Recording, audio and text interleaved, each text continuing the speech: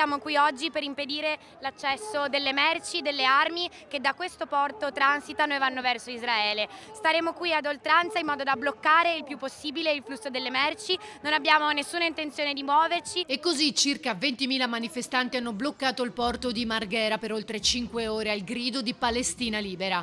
Il momento di massima tensione verso le 14, quando il corteo ha iniziato ad avanzare lentamente e la polizia ha azionato 4 getti d'acqua ad alta pressione con un muro di blindati e scudi che hanno iniziato ad avanzare.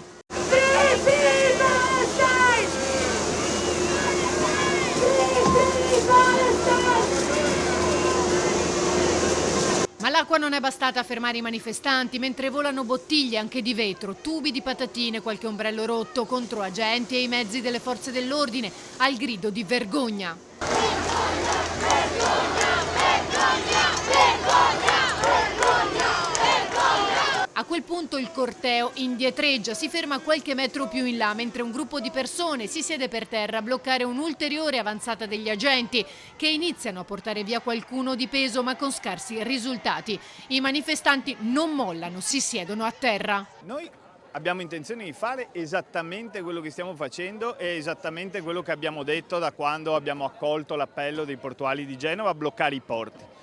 Noi abbiamo detto che avremmo bloccato il porto di Venezia e così stiamo facendo dalle 10 di mattina. Ormai siamo entrati nella 5ª ora di blocco ed è quello che stiamo facendo.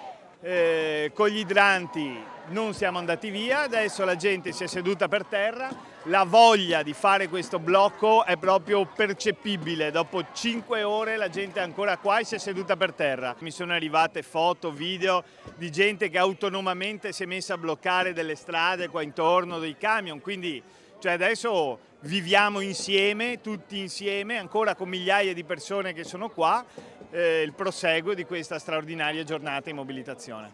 Nessuno di noi si sarebbe mai aspettato una partecipazione simile, nessuno. È oltre ogni proprio previsione, ma nostra, ma anche da parte della guida. Verso le 15:30, forse complice la pioggia battente, i manifestanti hanno iniziato a lasciare il porto, mentre tra via dell'elettricità e via delle macchine i tir erano fermi da ore in attesa di poter passare. La manifestazione, proclamata da Cobas e USB ma spalleggiata anche dai centri sociali al grido di blocchiamo tutto, blocchiamo il porto, era partita alle 10 da piazzale Giovannacci a Marghera. Palestina libera dal fiume fino al mare e non ci fermeremo finché non sarà così.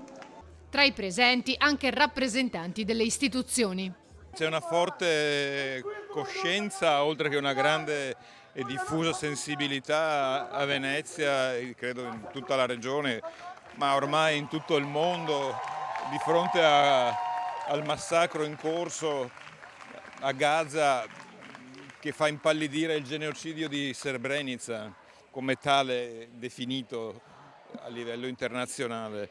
E siamo qua tutti per fare qualcosa, per sfuggire al senso di impotenza che ci prende di fronte all'inerzia delle grandi istituzioni internazionali. È un popolo che in tutte le piazze, in tutta Italia, in tutta Europa prende posizione anche contro l'indifferenza delle proprie istituzioni e la complicità delle istituzioni nei confronti di Israele, che sta massacrando il popolo palestinese, che sta uccidendo bambini, donne, anziani. Free Palestine! Free Palestine!